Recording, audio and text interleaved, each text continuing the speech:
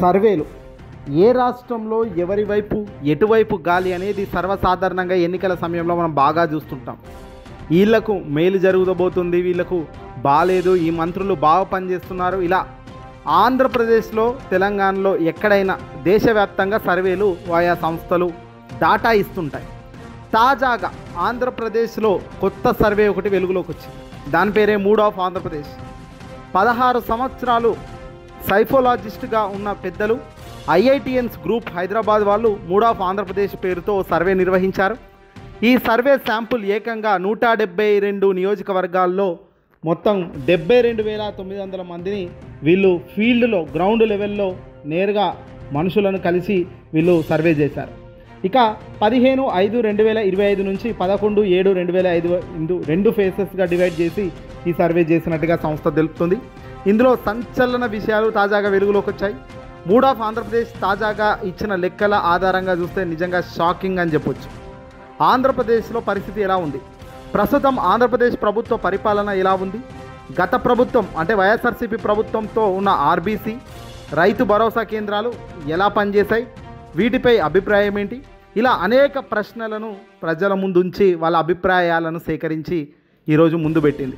మంత్రుల పర్ఫార్మెన్స్ ఎలా ఉంది, జనసేన, టీడీపీ, బీజేపీ ఈ కూటమిగా ఏర్పాటైన ఈ 3 పార్టీలకు సంబంధించిన గ్రాఫ్స్ ఎలా ఉన్నాయి, వీటినే ప్రజల దృష్టికి తీసుకొచ్చేందుకు మూడ్ ఆఫ్ నేషన్ సంచలన వెలుగులోకి పెట్టింది. ముందుగా ఆంధ్రప్రదేశ్ ప్రస్తుతం ప్రభుత్వ పరిపాలన ఎలా ఉంది, చాలా బాగుంది అనేవాళ్ళు చాలా తగ్గిపోయారు, బాగుంది అనేవాళ్ళు నార్మల్గా ఉన్నారు, బాగా లేదు అనేవాళ్ళు ఏకంగా అధిక సంఖ్యలో ఉన్నట్టుగా మూడ్ ఆఫ్ ఆంధ్రప్రదేశ్ సంస్థ ఇచ్చిన డేటాలో క్లియర్గా కనబడుతున్న కీలక అంశం అని చెప్పొచ్చు.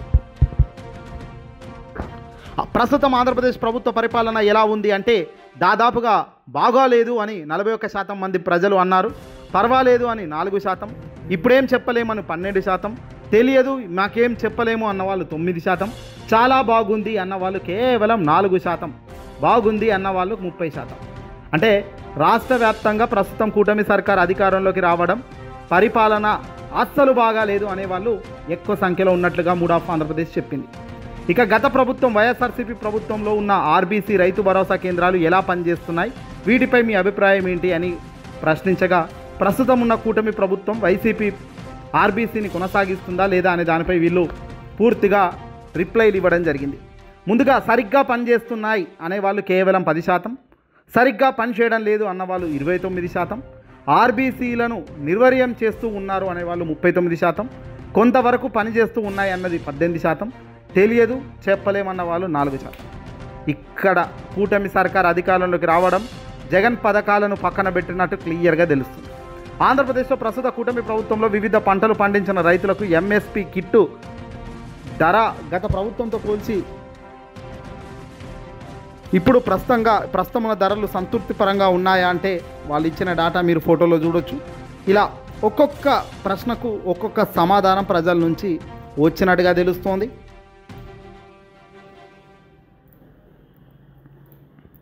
ప్రస్తుతం ఆంధ్రప్రదేశ్ ప్రభుత్వంలో పారిశ్రామిక అభివృద్ధి జరిగిందా లేదా, లేక త్వరలో జరుగుతుందని మీరేమైనా అనుకుంటున్నారా అంటే మాత్రం అభివృద్ధి లేదు, త్వరలో జరుగుతుందన్న ఆశ లేదు అన్న వాళ్ళే 44%, అభివృద్ధి లేదు త్వరలో జరగవచ్చు అన్న వాళ్ళు కేవలం 18%, తెలియదు చెప్పలేమన్న వాళ్ళు 16%, అభివృద్ధి జరుగుతుంది అని నమ్మే వాళ్ళు కేవలం 22%. అంటే ఇక్కడ కూడా అభివృద్ధి బాటలో ఏపీ రన్ అవ్వట్లేదు, అలా జరుగుతుందన్న ఆశ లేదు అనేవాళ్ళు 44% మంది ఉన్నట్టుగా తెలుస్తుంది.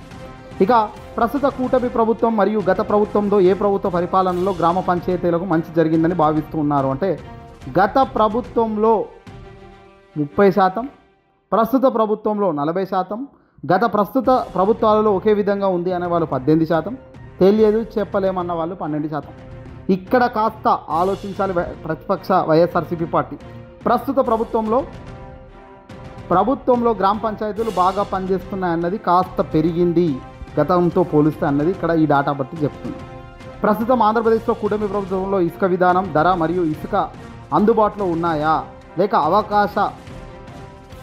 లేకపోతే అవకతవకలు జరుగుతున్నాయా అనే ప్రశ్నకు మాత్రం ఇక్కడ ఇసుక విధానం బాగా లేదు, ధరలు అందుబాటులో లేవు, అవినీతి చాలా ఉంది అని 43% ఓటేశారు. ఇసుక ధరలు అందుబాటులో ఉన్నాయి, ఇసుక విధానం బాగుంది, అవినీతి లేదు అన్నవాళ్ళు 37%, తెలియదు, గుర్తుకు లేదు, మర్చిపోయి అనే వాళ్ళ సంఖ్య 20%. ఇక మరీ ముఖ్యం, ఏ రాష్ట్రంలో ఏ ప్రభుత్వం అధికారంలో ఉన్నా శాంతి భద్రతలకు విఘాతం కలిగిస్తే నిజంగా అది ఫెయిల్ అయినట్టే.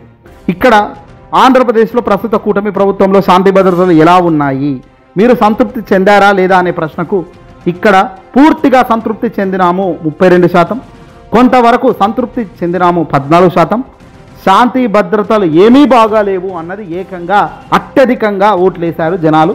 శాంతి భద్రతల్లో కూటమి ప్రభుత్వం అట్టర్ ఫ్లాప్ అయిపోయింది అనేది 47% జనాలు అంటున్నారు. ఇక తెలియదు చెప్పలేమనే వాళ్ళు 7%, కొంతవరకు సంతృప్తి చెందినాయి అని 14%. అంటే ఆంధ్రప్రదేశ్లో కూటమి ప్రభుత్వం శాంతి భద్రతల్లో ఫెయిల్ అయినట్టుగా వీళ్ళు ఇచ్చిన డేటాలో క్లియర్గా కనబడుతున్న అంశం.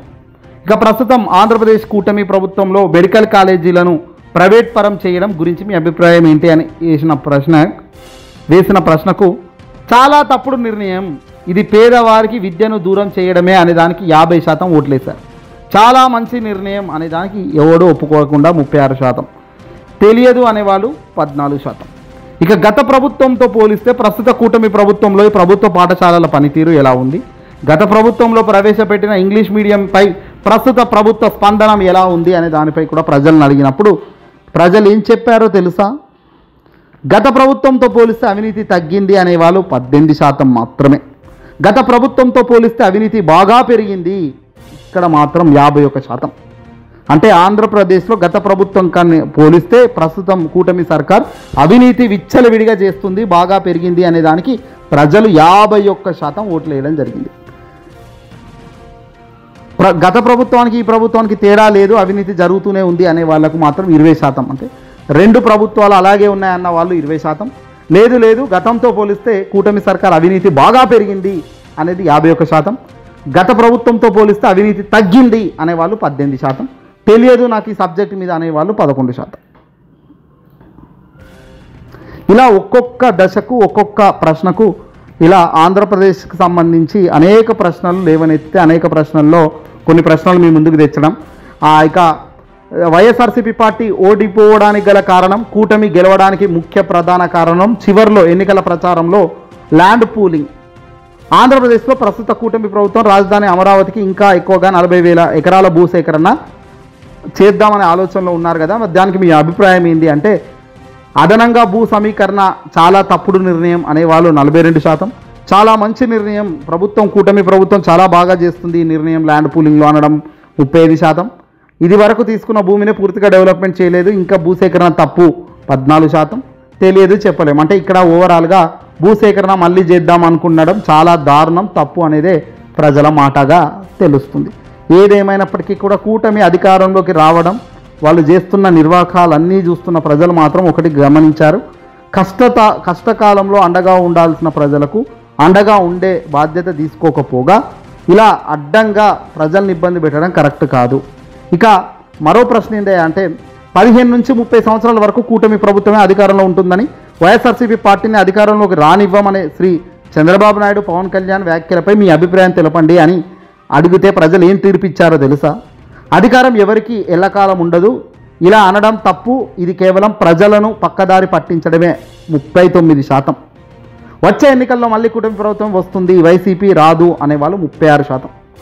కూటమి అధికారం ఇచ్చింది, గత ప్రభుత్వం కంటే బాగా పాలిస్తున్నారని ఎంతసేపు మాజీ ముఖ్యమంత్రిపై నిత్యం ఆరోపణలు చేస్తున్నారు, ఇది ప్రభుత్వ వైఫల్యాలను కప్పిపుచ్చుకోవడానికి చేస్తూ ఉన్న ప్రయత్నంలో ఉంది 21%. అంటే పూర్తిగా చంద్రబాబుకు వ్యతిరేకమైన వర్గమే ఇక్కడ బలంగా వాళ్ళు ఇచ్చిన డేటా ప్రకారం అయితే చంద్రబాబుకు బ్యాడ్ మార్క్స్ అయితే ఇక్కడ పడినట్లు తెలుస్తుంది. ఇక విశాఖ స్టీల్ ప్లాంట్ ప్రైవేటీకరణ చేస్తామన్న కేంద్ర ప్రభుత్వం చెప్పడం, దానిపై రాష్ట్ర ప్రభుత్వం తీసుకున్న చర్యల గురించి వివరించాలంటే ఇక్కడ కూడా స్టీల్ ప్లాంట్ ప్రైవేటీకరణ జరగదు, కూటమి ప్రభుత్వం ప్రైవేటీకరణ కాకుండా ఆపగలదు, సంతృప్తిగా ఉన్నాము అంటే లేదు, ప్రజల నుంచి 32%. స్టీల్ ప్లాంట్ ప్రైవేటీకరణ జరుగుతుంది, రాష్ట్ర ప్రభుత్వం ఏ విధమైన చర్యలు తీసుకోవడం లేదు, పూర్తిగా అసంతృప్తిగా ఉన్నది అంటే కేవలం 50%, దాదాపుగా 49%. కూటమి ప్రభుత్వం ఏ పనిని ప్రజలు నమ్మడం లేదు, ప్రజలే కాదు కూటమి సర్కార్ అధికారంలో ఉంది కానీ ఇక్కడ ఏమి కూడా ఇక నమ్మే పరిస్థితి లేదు. ఇక ఎమ్మెల్యేలు పరిస్థితికి వద్దాం. రెడ్ జోన్లో టీడీపీకి సంబంధించి 54 మంది ఎమ్మెల్యేలు ఉన్నారు, ఆరెంజ్ జోన్లో 22 ఉన్నారు, గ్రీన్ జోన్లో 59 మంది ఉన్నారు. ఇక జనసేన పార్టీ జనసేన పార్టీకి సంబంధించి 14 మంది రెడ్ జోన్లో ఉన్నారు, 3 ఆరెంజ్ జోన్, అలాగే గ్రీన్ జోన్లో కేవలం 4 ఉన్నారు. అంటే గెలిచిన పర్సంటేజ్ మొత్తం రెడ్ జోన్లోనే ఉంది జనసేన పార్టీకి సంబంధించి. రెడ్ జోన్ అంటే ఏందయ్యా అంటే facing anti incumbency. Orange zone అంటే ఏందయ్యా అంటే facing dissatisfaction among public. Green zone అంటే ఏందయ్యా అంటే satisfied performance in there assembly constitutions. ఇక్కడ తెలుగుదేశం పార్టీ అయితే ఏకంగా 76 మంది అవుట్ అయిపోయారు టీడీపీ నుంచి. 76-77 మంది ఎమ్మెల్యేలు, ఇక వాళ్ళ పరిస్థితి కష్టమే రాబోయే కాలంలో. కేవలం 50 మంది 60 మంది మాత్రమే బాగున్నారు. జనసేన పార్టీ కూడా అంతే పరిస్థితి. దాదాపుగా 17 మంది ఎమ్మెల్యేలు అవుట్ అయిపోయారు జనసేనలో. పూర్తిగా anti incumbency facing dissatisfaction among public అనేది తెలుస్తుంది. జనసేనలో 5. జనసేన ఇది బీజేపీ గురించి చెప్పాల్సిన అవసరం లేదు. 5 అంటే red zone, orange zone, green zone, ఈ 3 జోన్లుగా విభజించి మూడ్ ఆఫ్ ఆంధ్రప్రదేశ్ తెలిపిన వివరాలు ఇలా ఉన్నాయి. ఖచ్చితంగా ఒక దారుణమైన పరాజయం ఇది. గెలవడం గొప్ప కాదు, గెలిచిన తర్వాత ప్రజలకు ఏం చేయగలుగుతున్నాం అన్నదే గొప్ప. ఆ ప్రజలకు సాటిస్ఫాక్షన్ లేకపోతే ఫలితాలు ఇలాగే ఉంటాయి. ఇదేగాక ఆంధ్రప్రదేశ్లో సూపర్ 6 హామీలు ఏమయ్యాయి? పేద ప్రజలకు అండగా ఉంటామని హామీల వర్షం కురిపించిన కూటమి సర్కార్ అధికారంలోకి వచ్చి ఇంతకాలమైనా ఏమి కూడా పట్టించుకునే పరిస్థితి లేదు. ఇప్పుడు బాగుంది గవర్నమెంట్ కూటమి అనేవాళ్ళు ఈ 3 టీడీపీ, జనసేన, బీజేపీ కలిసి మంచిగా పరిపాలన చేస్తుంది అనడంలో మొత్తం కూడా 4% వాళ్ళు మాత్రమే ఇక్కడ గవర్నమెంట్ బాగుందన్నారు. 56% యూత్ కనీసం మాకు నిరుద్యోగ భృతి ఇవ్వడం లేదండి ప్రశ్నిస్తున్నారు. 57% రైతులు వాళ్ళకు రావాల్సిన ఏడాదికి 20,000 రూపాయల ఇస్తాము ఆర్థిక భరోసాగా అన్నారు, అది ఇవ్వడం లేదు. 51% కరప్షన్ విపరీతంగా ఇంక్రీజ్ అయిందని క్లియర్గా డాటా చెప్తుంది. ఇలా మొత్తం 47% మంది లా అండ్ ఆర్డర్పై అసంతృప్తిగా ఉన్నారు. కూటమి పరిపాలన బాగాలేదు, చండాలంగా ఉందని చెప్తున్నారు. మరి ఇది కూటమికి సంబంధించిన, ఇంకా రాబోయే రోజుల్లో వీళ్ళు అధికారంలోకి రాగలుగుతారా వస్తారా అన్నది దేవుడు ఎరుగు. తొలి ఏడాది ముగిసేసరికి ఫలితాలు ఈ రకంగా వస్తున్నాయి. మూడ్ ఆఫ్ ఆంధ్రప్రదేశ్ నిర్వహించిన సర్వేలో వెలుగులోకి వచ్చిన సంచలన అంశాలు ఇవి. ఇంకా మరిన్ని ప్రశ్నలు కూడా రాబోయే కాలంలో ఖచ్చితంగా మీ ముందుకు తీసుకొస్తాం. మాకు దొరికిన సమాచారం ఆధారంగా మీ ముందుకు ఈ వార్తను తీసుకొచ్చాం. మూడ్ ఆఫ్ ఆంధ్రప్రదేశే కాదు, ఏ సర్వే సంస్థ చేసినా కూడా, ఏ డాటా తెచ్చుకున్నా కూడా తెలుగుదేశం పార్టీ, బీజేపీ, జనసేన కూటమి పరువు పోయింది. వీళ్ళు అధికారంలోకి రాగలిగారు సక్సెస్ఫుల్గా, కానీ దాంట్లో జగన్మోహన్ రెడ్డి గారిని ఎదుర్కొని గొప్ప సంక్షేమం ఇవ్వడంలో కానీ, గొప్ప పరిపాలన అందించడంలో కానీ, సేవ చేయడంలో రాష్ట్రానికి కానీ పూర్తిగా ఫెయిల్ అయిపోయారు అనడంలో సందేహమే లేదు.